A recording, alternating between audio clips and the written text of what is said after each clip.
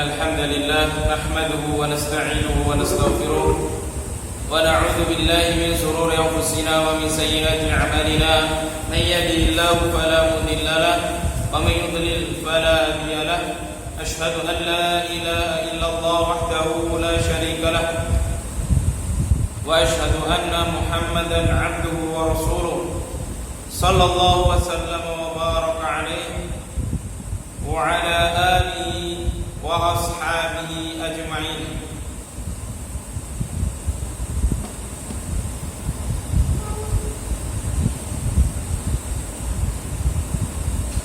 أيها الإخوة رحمني ورحمكم الله. ففي هذه الليلة سندرس أو سنشرح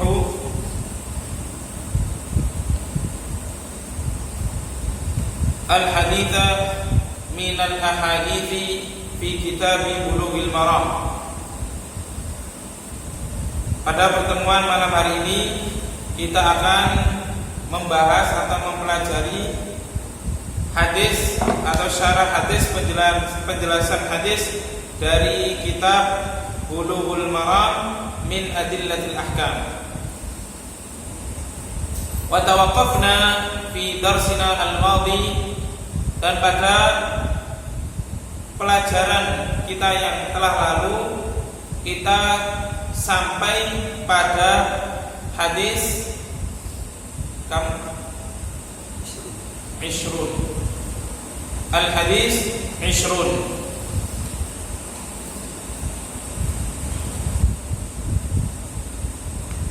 Al-hadis Ishrun fi Bulughul Maram yatabayyanu lana anna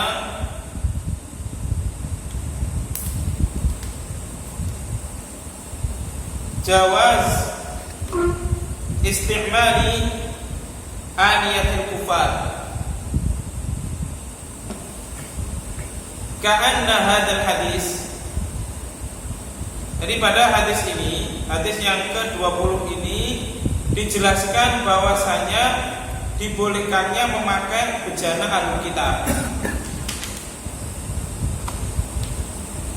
Ka'annahu yata'arruf, seakan-akan hadis ini berbenturan ala ma qablahu, dengan hadis yang sebelumnya, di mana hadis sebelumnya dari Abu Tha'labah Al-Khushani bahwasanya Rasulullah sallallahu alaihi wasallam naha 'an dzalik, melarang dari memakai bejana orang kafir.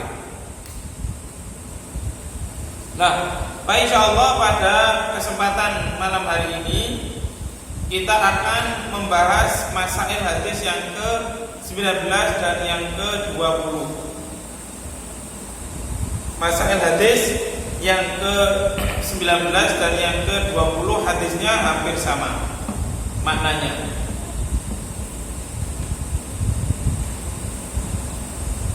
Di dalam hadis yang ke-19, baik, Iqra Asrun, hadis at-tasi'a asyara wal 20. Bismillahirrahmanirrahim. Wa an Abi Tha'labah Al-Khushani radhiyallahu anhu qala qultu ya Rasulullah inna bi ardi qaumin ahli al-kitab afana'kulu fi aniyatihim qala la ta'kulu fiha illa alla tajidu ghayraha faksiruha wa kulu fiha muttafaqun alayh. Hadisun Isrun. Wa an Imran bin Husaini radhiyallahu anhuma anna an-nabiy sallallahu alaihi wasallam wa ashabuhu tawadda'u min mazadati ta'ati min mazadati imra'atin musyrikah muttafaqun alaih wa fi haditsin tawil.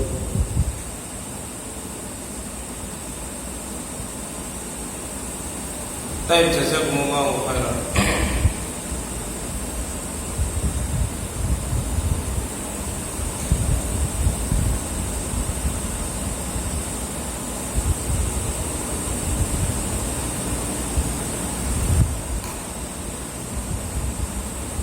Baik, yang akan kita bahas di sini adalah bagaimana hukumnya memakai bejana orang kafir? Bagaimana memakai bejana orang kafir? Hukumnya bagaimana?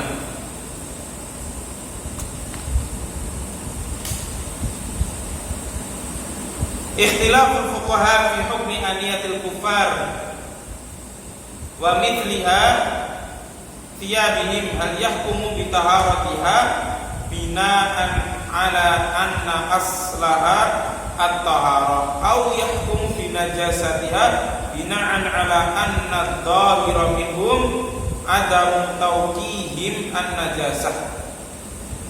Yang akan kita bahas pertama adalah hukum memakai bejana orang kafir, termasuk memakai pakaiannya. Misalkan pakaian bekas orang kafir atau bejana yang telah dipakai orang kafir, bagaimana hukumnya? Nah, dalam hal ini terjadi perselisihan di kalangan ulama. Ulama berbeda pendapat tentang hukum memakai bejana orang kafir. Yang pertama, hukum memakai bejana orang kafir adalah hukumnya makruh.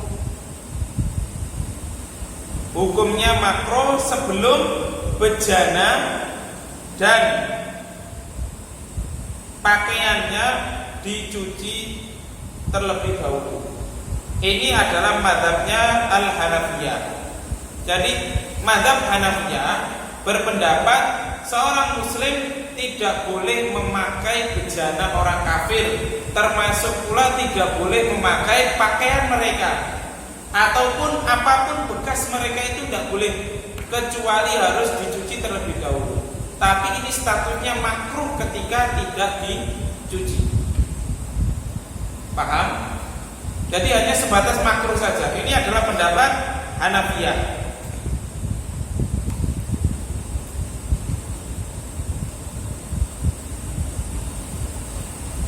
Pendapat yang kedua adalah mewajibkan untuk dicuci terlebih dahulu.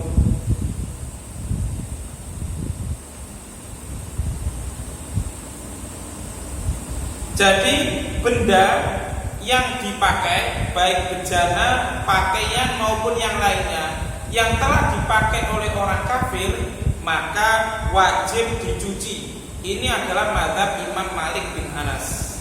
Tapi kalau bejana tersebut milik orang kafir dan tidak dipakai, tidak perlu dicuci. Misalkan ada orang kafir, yang orang kafir tersebut memiliki gelas yang terbuat dari marmer, yang gelas itu hanya dipakai untuk pajangan, misalkan. Maka kalau hanya dipakai untuk pajangan, berarti tidak pernah dipakai oleh orang kafir tersebut, maka ini tidak perlu dicuci. Tapi kalau gelas marmer tadi telah dipakai oleh orang kafir, dipakai minum, entah minum apa kita tidak tahu, maka menurut mazhab Imam Malik bin Anas rahimallahu ta'ala wajib hukumnya dicuci. Kalau yang tadi pendapat yang pertama Al-Hanafiyah adalah sekedar makruh saja, ketika tidak dicuci juga tidak apa-apa, namun sebatas makruh. Tapi kalau mazhab Malik, Imam Malik harus dicuci. Kalau tidak dicuci berarti dosa, karena wajib.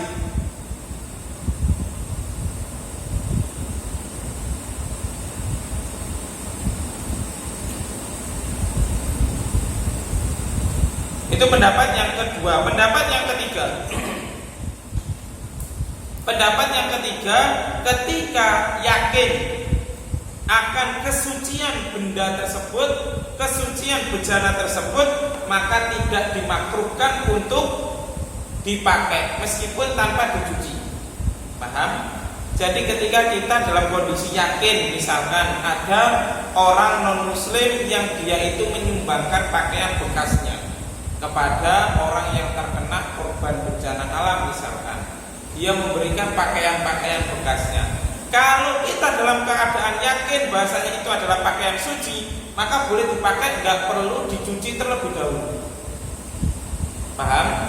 Atau ketika kita sedang berada di rumahnya orang non-Islam, kemudian kita mau minum atau kita mau makan. Kalau kita yakin bahwasanya bejana, piring maupun gelasnya itu adalah suci, maka tidak dimakruhkan kita untuk memakainya, meskipun tidak dicuci terlebih dahulu. Paham? Meskipun tidak dicuci terlebih dahulu. Ini mazhab yang ketiga, dan ini adalah mazhab Syafi'iyah. Nah, mazhab Syafi'iyah ini juga mengatakan ketika tidak diketahui akan kesucian benda tersebut, maka dimakruhkan menggunakannya sampai dicuci terlebih dahulu. Sawa'an kana al-kafiru kitabiyan au ghairaha. Sama saja meskipun orang kafirnya itu ahli kitab atau yang lain. Paham? Jadi ini mazhab yang ketiga. Mazhab Syafi'iyah berpendapat jika kita ini ragu dengan kesucian benda tersebut, maka makruh hukumnya memakai benda atau bejana tersebut atau pakaian tersebut sampai harus dicuci terlebih dahulu. Tapi kalau kita yakin bahwasanya benda yang kita lihat atau yang dipakai oleh orang non-muslim tadi merupakan benda yang suci, maka tidak perlu dicuci terlebih dahulu, silahkan dipakai. Ini adalah mazhab Syafi'iyah.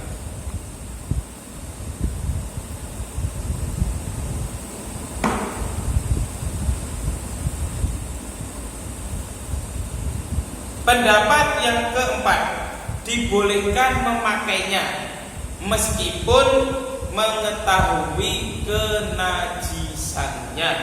Ini adalah pendapat yang masyhur di kalangan mazhab Hanabilah.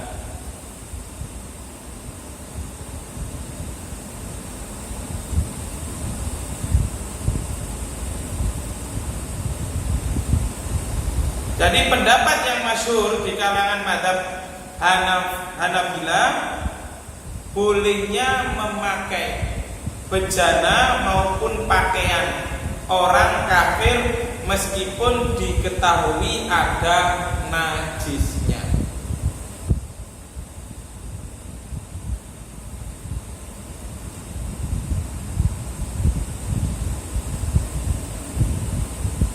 Pendapat yang kelima adalah pendapat sebagian mazhab Hanabilah. Kalau yang tadi, yang keempat tadi adalah pendapat yang masyhur, yang banyak dipegangi oleh mazhab Hanabilah. Tapi kalau yang kelima ini, sebagian mazhab Hanabilah berpendapat bahwasanya wajib mencuci bejana orang kafir yang tidak halal sembelihannya. Misalkan orang-orang musyrikin seperti orang Majusi atau Watniyin atau orang-orang yang menyembah berhala. Kalau kafirnya ahlul kitab, maka tidak perlu dicuci terlebih dahulu, tidak ada kewajiban. Tapi kalau orang-orang Majusi yang memang disebutkan oleh Allah Subhanahu wa taala tidak halal penyembelihan mereka, seperti orang-orang Majusi ataupun orang-orang Watniyin, orang-orang yang menyembah berhala. Majusi itu adalah orang-orang yang menyembah api.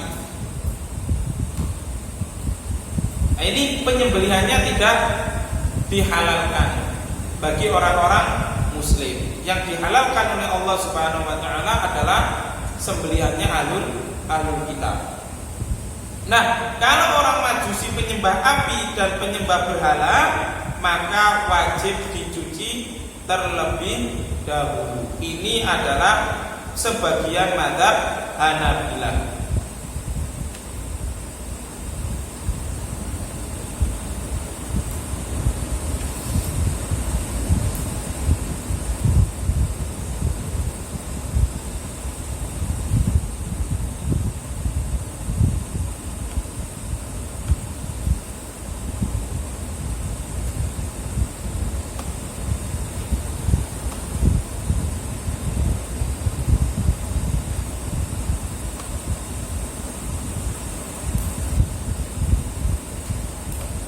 Dalil yang mereka pakai adalah dalil yang digunakan oleh pendapat yang pertama, pendapatnya Imam Hanafiyah dan Imam Malik. Hadis yang dipakai adalah sama, yakni hadis Abu Tha'labah Al-Khushani. Dalilnya sama-sama. Hanya saja terjadi perbedaan dalam hal pandang dari sudut ilmu usul fikih. Bagaimana hadis yang ke-19 bunyinya? An Abi Tha'labah Al-Khushani radhiyallahu anhu qala qultu ya Rasulullah inna bi ardi qaumin ahli kitab afana'kulu fi aniyatihim qala la ta'kulu fiha illa alla tajidu ghairaha faghsiluha wa kulu fiha. Nah, di situ Rasulullah sallallahu alaihi wasallam katakan faghsiluha. Menurut mazhab Hanafiyah, kewajiban perintah Rasulullah sallallahu alaihi wasallam itu hanya berkaitan dengan istihbab, anjuran saja. Tapi kalau Imam Malik berpandangan bahwasanya faghsiluha di dalam hadis itu maknanya adalah perintah sehingga terjadi keharusan wajib. Paham? Jadi ini hanya berbeda dalam masalah segi pandang usul fikih. Dalilnya sama. Hadis Abu Tha'labah Al-Khushani. Kalau mazhab Hanafiyah bahwasanya Rasulullah sallallahu alaihi wasallam tadi katakan faghsiluha, cucilah, wa qulu fiha, dan makanlah dengan menggunakan bejana tersebut. Perintah di situ hanya pada masuk bab istihbab, hanya berkaitan dengan anjuran, tidak sampai pada derajat wajib. Tapi kalau mazhab Malik, mazhabnya Imam Malik rahimallahu taala berpendapat wajib. Kenapa? Karena di situ menggunakan fi'il amr. Al aslu fil amri lil wujub. Asal dalam perintah itu menunjukkan wajib. Jadi dalilnya sama tapi segi pendalilannya berbeda. Paham ya? Nah, ini akan bisa kita ketahui atau kita pelajari ketika kita sudah belajar ilmu usul fikih. Kenapa berbeda dari segi istidlalnya? Padahal sama-sama dalilnya, tapi sisi pandangnya berbeda. Yang pertama menganggap bahasanya itu adalah mustahab sehingga hanya berstatus makruh ketika tidak dicuci. Tapi kalau mazhab Imam Malik bin Anas rahimahullahu taala harus dicuci karena di situ menggunakan fi'il amr, dan dalil yang dipakai adalah kaidah usul fikih bahasanya asal dalam perintah itu menunjukkan wajib. Kalau mazhab Hanafiyah juga berpendapat menggunakan dalil usul fikih bahwasanya khitab perintah Rasulullah SAW itu tidak menunjukkan wajib. Tidak menunjukkan wajib. Kenapa kok tidak menunjukkan wajib? Karena di satu sisi Rasulullah SAW di dalam hadis yang ke-20 itu ada sebuah kisah sahabat Rasulullah memakai bejana dari orang musyrik dan tidak ditentang oleh Rasulullah SAW. Paham? Paham? Jadi dalil yang dipakai sama, tapi istidlalnya berbeda. Dan kaidah usul fikihnya pun sama. Al aslu fil amri lil wujub illa maddalat dalilu ala khilafihi. Kecuali ada dalil yang menyelisihinya. Maka ketika ada dalil yang memalingkan dari hukum wajib, maka dihukumi sebagai mustahab atau sekedar anjuran saja, tidak sampai pada yang wajib. Bisa dipahami sampai sini? Ada pertanyaan sebelum saya lanjut?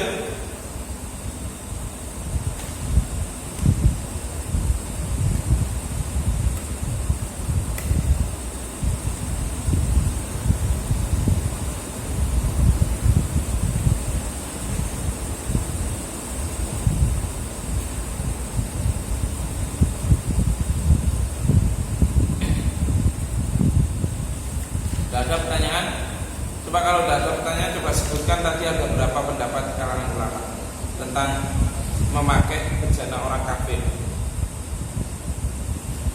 Ada 5 berapa? Ada 5. 5. Yang pertama, Hukumnya makruh. Pendapatnya siapa? Hanafiyah. 2, wajib mencucinya terlebih dahulu. Madzhabnya Imam Malik bin Anas. Yang ketiga, ketika yakin akan kesuciannya maka tidak dimakruhkan untuk dipakai. Tapi ketika ragu maka dimakruhkan untuk dipakai benda tersebut. pendapatnya siapa? Syafi'i. Imam Syafi'i atau Syafi'iyah. Yang keempat, dibolehkan untuk memakainya meskipun tidak diketahui atau diketahui kenajisannya. pendapatnya siapa? Hanabilah. Yang kelima, wajib mencuci bejana orang kafir yang tidak halal sembelihannya. Pendapatnya sebagian dari Hanabilah.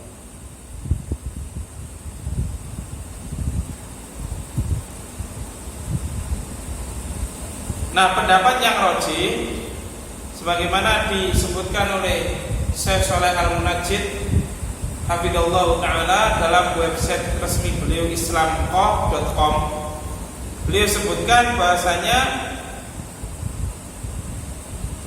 al-aslu fil awani at-taharah. Asal dalam bejana itu hukumnya adalah suci. Jadi kita boleh memakai bejana orang kafir karena asal dalam bejana hukumnya adalah suci. Baik dipakai orang kafir maupun dipakai ahlul kitab atau miliknya orang muslim sekalipun, statusnya bejana itu adalah suci, kecuali memang dia terbuat dari benda najis. Misalkan apa terbuat dari benda najis? Misalkan terbuat dari kulitnya anjing. Kalau kita mengikuti pendapat yang mengatakan bahwasanya anjing itu adalah najis seluruhnya, maka kita tidak boleh memakai bejana yang terbuat dari kulit anjing. Kalau sudah jelas-jelas seperti itu, maka kita tidak boleh memakainya. Paham ya? Tapi kalau benda atau media yang dipakai untuk membuat bejana tersebut adalah dari benda-benda yang suci, meskipun dia dipakai oleh ahlul kitab dan kita ketahui akan kenajisannya. Maksudnya kita ketahui akan kenajisannya adalah misalkan bejana yang diberikan kepada kita dahulunya pernah dipakai untuk makan anjing, misalkan makan tempat makan anjing. Misalkan contoh seperti itu. Nah, karena air liurnya kan najis. Nah, kita tahu bahwasanya bejana tadi atau piring tadi itu terkadang dikasihkan untuk anjingnya. Terus kemudian setelah kita bertamu di sana, kita diberikan suguhan dengan wadah yang pernah, bahasanya adalah yang pernah dipakai. Berarti setelah itu tidak dipakai lagi. Paham ya? Jadi bahasanya itu pernah dipakai, terus kemudian digunakan untuk menyuguhkan hidangan kepada tamu. Nah, kondisi seperti ini itu adalah diperbolehkan. Karena asal dikembalikan kepada media yang dipakai untuk membuat bejana tadi. Kalau zatnya adalah suci, maka suci. Entah itu kena kotoran anjing atau kena kencingnya anjing, tetap statusnya adalah suci. Ketika sudah dibersihkan oleh orangnya. Tapi kita tahu, oh itu dulu pernah dikencingi anjing, kan kena najis. Tapi kemudian setelah itu bejana tadi dicuci oleh orangnya, oleh orang yang punya tadi. Paham sampai ini? Ada pertanyaan? Misalnya ada orang kafir yang misalnya piringnya tadi itu bekas makan daging babi, tapi sebenarnya kan sudah selesai makanan suci, habis itu kita disuguhi makanan lainnya, tidak seperti mereka. Apa hukumnya itu suci? Hukumnya suci karena tadi dilihat media yang dipakai untuk membuat bejana tadi. Kalau membuat bejana tadi zatnya adalah suci, ya maka suci. Paham? Meskipun pernah dipakai untuk tadi sebagaimana pertanyaan, dipakai untuk menghidangkan daging babi. Kemudian setelah itu dicuci sama orangnya, apalagi sudah dicuci berarti zat kenajisan dari babi itu telah hilang. Jadi tidak masalah. Jadi dilihat dari media yang dipakai untuk membuat bejana tadi. Kalau zatnya adalah suci maka suci. Vaksin itu berarti bisa menemukan bejana orang kafir itu baru suci lama. Nah, di situ hanya berkaitan dengan anjuran saja. Paham? Jadi kita di sini tadi sebagaimana sudah kita terangkan bahwasanya perkataan Rasulullah SAW faghsilu itu hanya min babil istihbab, hanya sekedar anjuran, tidak sampai pada derajat yang wajib. Buktinya apa? Buktinya ketika Rasulullah SAW dalam hadis yang ke-20 itu, hadis yang panjang itu, sahabat memakai bejana orang kafir, orang wanita musyrik, tapi tidak dicuci terlebih dahulu, langsung dipakai untuk mandi janabah. Paham? Paham? Ada pertanyaan lain? Jadi ini dikembalikan kepada hukum asal. Dalil yang kedua, Rasulullah SAW pernah memanggil anak kecil Yahudi yang sedang membawa roti yang terbuat dari gandum. Nah, media yang dipakai itu otomatis media atau bejana orang Yahudi. Tapi Rasulullah SAW tidak mencucinya, langsung memakan roti tersebut. Hadis ini diriwayatkan oleh Imam Ahmad dan disahihkan oleh Syekh Muhammad Nasiruddin Al-Albani di dalam kitab beliau Irwaul Ghalil fi takhrij ahadits Manaris Sabil. Ini adalah di antara dalil yang menjelaskan bahwasanya memakai bejana orang kafir itu dikembalikan kepada hukum asal. Asalnya adalah suci, ya berarti suci tanpa harus dicuci terlebih dahulu. Kita bisa lihat ini dalam hadis yang diriwayatkan Imam Ahmad. Rasulullah SAW memanggil anak kecil dari orang Yahudi yang membawa roti yang terbuat dari gandum. Otomatis bejana yang dipakai adalah bejana mereka, bukan bejana Rasulullah SAW. Tapi ketika Rasulullah mau memakan roti itu, rotinya tidak dicuci terlebih dahulu, atau bejananya juga tidak dicuci terlebih dahulu, tapi langsung Rasulullah SAW memakan roti tersebut. Mafhum? Mafhum ya? Ada pertanyaan lain?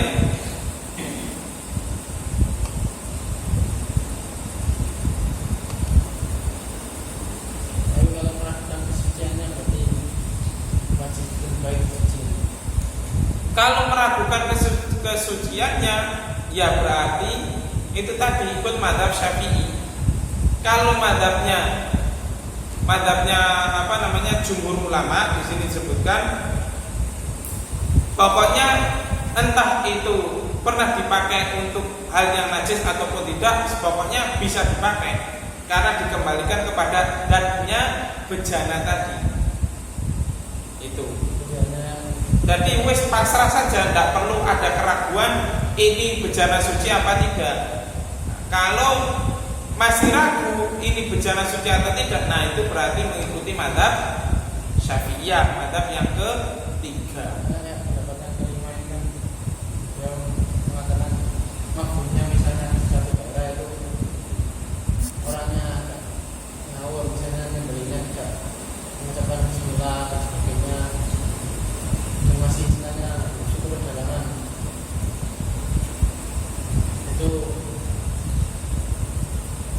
suci. Ya, kalau kita makan makanannya itu apakah kita boleh? Kalau kita tidak tahu misalnya masuk warung lah, tapi warung daerah situ, itu bagaimana? Kalau misalnya makanan, ya, kalau kita memakai pendapat yang keempat, boleh silakan langsung dimakan seperti yang dilakukan oleh Rasulullah Shallallahu Alaihi Wasallam yang meminta kepada laki-laki anak kecil Yahudi meminta Rasulullah SAW meminta kepada anak kecil Yahudi tadi yang membawa roti yang terbuat dari gandum, kemudian Rasulullah langsung memakannya, tidak mencucinya. Kalau pakai pendapat yang keempat. Tapi kalau memakai pendapat yang kelima, ya tidak usah beli di situ. Jangan makan di situ untuk menghindarinya.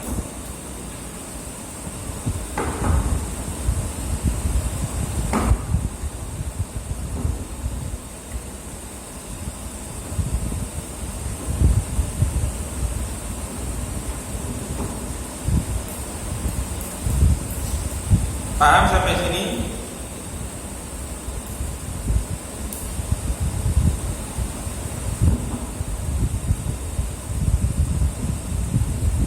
bagi yang kelima, kalau misalnya ahli kitab pada saat ini ahli kitab sudah seperti itu, jadi nyuci baik, nyuci terus baik.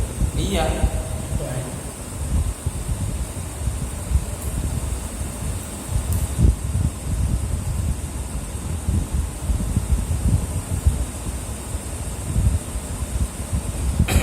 Nah, solusinya, jalan tengahnya, kata Syekh Al-Munajjid, idza kana haula ila yastamiluna tilkal awani fi syarbil khamri au aqlil khinzir awil maitati fastamaluhum laha jaizun. Ketika orang-orang kafir itu tadi tidak memakai bejana-bejana tadi untuk wadah homer atau babi atau bangkai, maka memakainya boleh, silahkan. Tapi kalau dipakai untuk hal yang diharamkan, fal afdol lakum adam istimaliha idza wajadtum ghairaha. Tapi ketika bejana-bejana yang dipakai tadi adalah untuk hal-hal yang diharamkan atau hal-hal yang sifatnya najis, maka yang lebih baik adalah ditinggalkan. Lebih baik ditinggalkan ketika menjumpai bejana lain. Tapi kalau tidak menjumpai bejana lain, maka silahkan pakai dengan catatan dicuci terlebih dahulu. Jadi ini adalah tarjih yang dipakai oleh Syekh Shalih Al-Munajjid hafidhallahu ta'ala.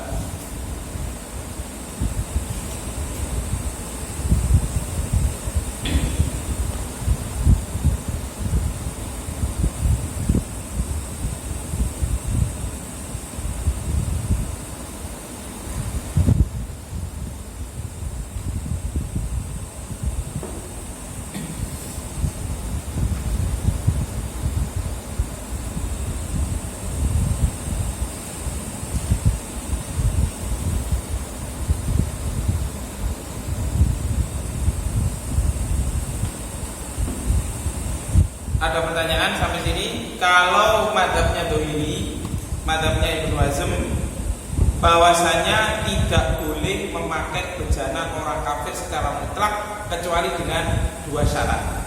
Yang pertama, tidak dijumpai bejana lain, dan yang kedua harus dicuci. Entah dipakai untuk najis atau tidak, pokoknya harus terpenuhi dua syarat itu. Syekh. Kalau Syekh Utsaimin bagaimana?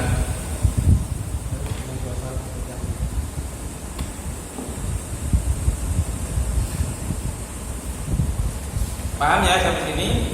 Nah, jadi untuk saya secara pribadi lebih memilih kepada pendapatnya Al-Imam Ibnu Hazm sebagai bentuk kehati-hatian. Jadi jangan memakai bejananya orang kafir kecuali tidak ada lagi. Boleh kita pakai, tapi dengan syarat harus kita cuci terlebih dahulu. Jadi ada harus terpenuhi 2 syarat. Tidak ada yang lain, memang berarti itu adalah urgen. Artinya berarti apa? Darurat, terpaksa. Kan sudah tidak nemu bejana lain, jadi terpaksa ya sudah, tidak masalah. Kembali kepada kaidah usul fikih, ad-daruratu tubihul mahdurat. Terpaksa itu menyebabkan dibolehkannya sesuatu yang dilarang di dalam syariat. Kemudian syarat yang kedua harus dicuci terlebih dahulu karena perintah Rasulullah Shallallahu Alaihi Wasallam, faghsiluha, cucilah dia, wakulu fiha, dan makanlah dengan menggunakan bejana tersebut. Kalau tidak dicuci dan masih ada alternatif lain, maka tidak boleh. Kalau tidak ada alternatif lain, hanya ada bejananya orang kafir tapi tidak dicuci, juga tidak boleh. Harus terpenuhi 2 syarat tersebut. Kenapa? Karena kita tidak tahu apakah bejana itu dipakai untuk hal-hal yang najis atau tidak. Jadi untuk ikhtiyar sebagai bentuk kehati-hatian. Wallahu ta'ala alam bissawab. Mungkin sampai sini dulu yang dapat kita sampaikan. Kurang lebihnya kita mohon maaf. Wallahu ta'ala alam bissawab wal ilmu indallah. In uridu illa al-islah mastata'tu wa ma taufiqi illa billah. Alaihi tawakkaltu wa ilaihi unib. Subhanakallahumma wa bihamdika asyhadu an la ilaha illa anta astaghfiruka wa atubu ilaik. Wa sallallahu ala nabiyyina Muhammadin wa ala alihi wa sahbihi ajma'in. Wassalamu alaikum warahmatullahi wabarakatuh.